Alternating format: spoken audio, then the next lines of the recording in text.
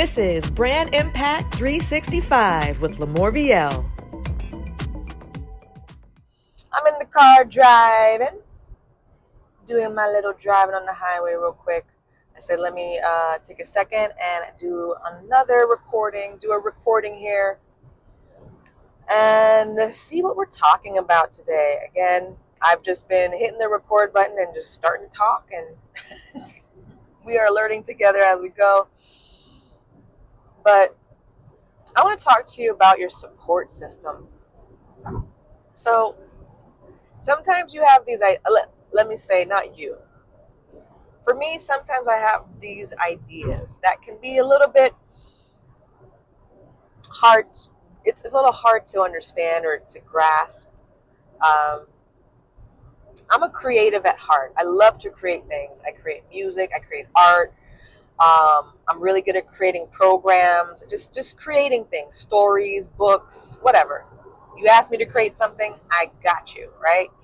And sometimes in my mind, I create so many things, and I go and I tell people because I get so excited about it because when I create something, it brings me joy. It makes me happy, and so I get excited to tell people about it. And sometimes I tell people, friends, family members, and they look at me like I'm a little crazy, which I probably am. However, that's not really the reaction I'm looking for, right? When I go and I share my enthusiasm or the things that I'm proud of, and I share them with friends or family members, I'm looking for them to be just as excited or just as proud or enthusiastic. But sometimes I share these thoughts or what I've created or what I've done, and they try to suggest other things like, oh, well, maybe that's good, but maybe you shouldn't do that, or maybe you should stick to what you've been doing, or why would you do that? Don't you already, aren't you already good at doing this? Why would you start doing that? And sometimes, for me, that can knock the wind out of my sail, because if I'm feeling very enthusiastic and I'm excited to share something with someone, and they're telling me I should try something else or stay with what I'm already doing, or they just don't understand what it is that I'm trying to do, or my vision, it can be a little discouraging. It almost makes you feel like, it makes me feel like I don't know if I want to do any more creating. I don't know if I want to, put myself out there again and have more people look at it like I'm not doing what is up to their standards, or it doesn't make sense to them, so because of that I shouldn't be doing it. I'm talking about it because I've been listening to an audiobook. For those of you who do not or have never heard of, there's a man named Napoleon Hill, and he's in a lot of great research when it comes to your mindsets and how you can change your mindsets to be more productive and be more successful in the things that you want to accomplish in life. And one of the things he was talking about, or one of his story is, you guys ever heard of, I think his name is Andrew Carnegie? He's the guy who created all the railroads in the United States. He's the one who put all the train tracks together, and he created the systems and all that. He created that business. It's Carnegie. Have you ever heard of the Carnegie Hall? He's like the founder of that hall. Like he's very well rooted. Actually, from my understanding, he was the wealthiest person in the late 1800s, early 1900s. He's the wealthiest man in the world, Carnegie. And Carnegie had an interview with this journalist named Napoleon Hill. And Carnegie asked Napoleon if he wouldn't mind interviewing and studying and observing and researching all the successful men of that time, all the successful people of that time. At the time, it was mostly men, because that was usually what was going on back then. There wasn't a lot of women in the workforce at the time, but he did eventually. There is some more evidence or some more research that he did after the fact about women and things, but in the beginning, it was mostly men. And he went around and he interviewed and he asked questions and he researched, and men like Henry Ford, the guy who created Ford cars, right? The Ford cars that we like, the Ford trucks and the cars, everything that we drive nowadays. Okay, he interviewed Henry Ford. He interviewed Thomas Edison, the guy who created the light bulb, right? He was in contact with so many great people, and he interviewed them. He watched them. He observed them. But before he did that, Carnegie had asked Napoleon Hill and said, "I have a proposition for you. I have a project for you, and if you accept this, I think this is going to be great." And the mission, the project that he had for him was to go and interview all these people.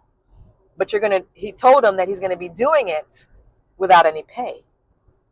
So he's not getting paid for it. This is the wealthiest man in the world is talking to another man, asking him to do this mission, but letting him know that he's not going to pay him for what he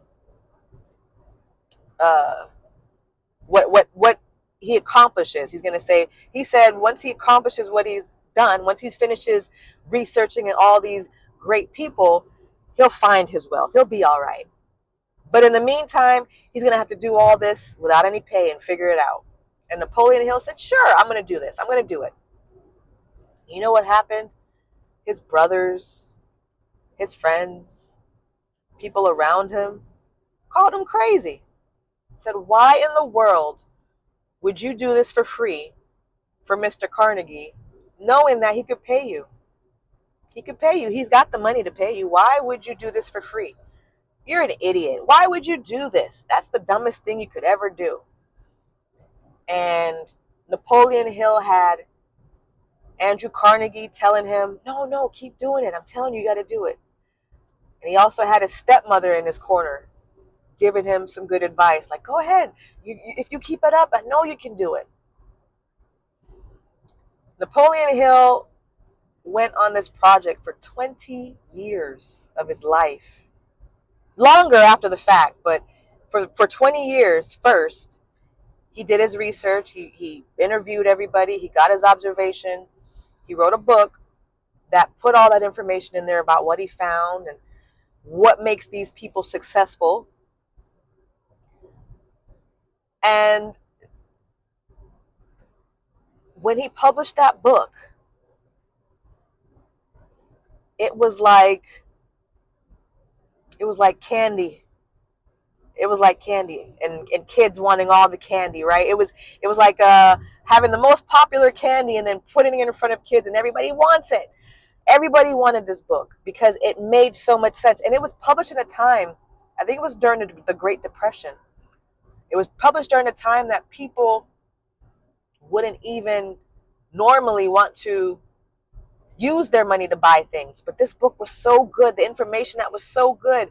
People wanted to buy it, wanted to learn and understand exactly what it is that Napoleon Hill learned.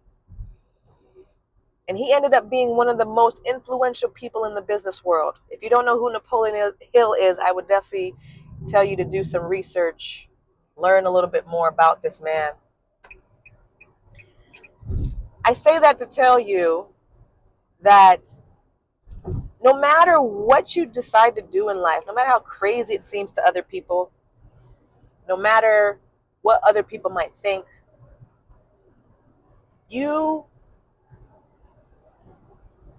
need to find people who are in your corner. That's at least one. If you can at least find one person who believes in you, that's all you need.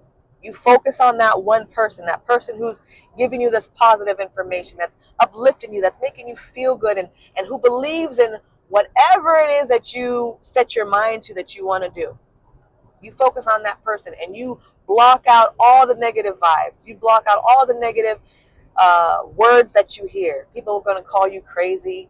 They're going to say that that's the dumbest thing they've ever heard. Why would you do that? Why would you waste your time? Why don't you do something different? Whatever that they say to you, believe in yourself, friend, because you got this. I know you can do it.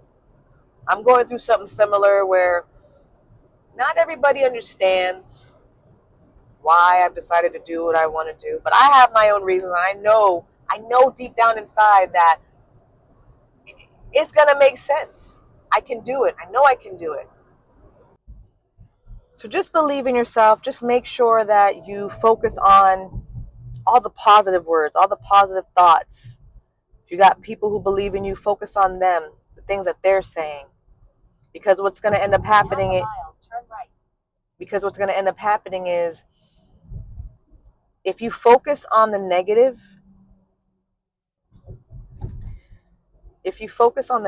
things, you'll probably stop. You'll probably stop whatever it is that you're doing. You'll probably decide that you don't want to do it anymore.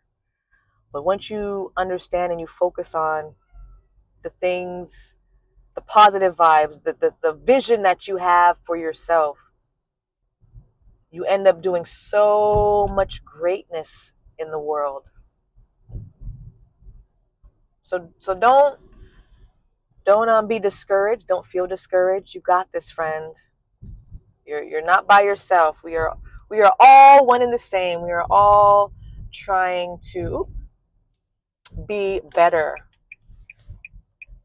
do better. We're all in the same boat, and I just wanted to give you that reminder, friend.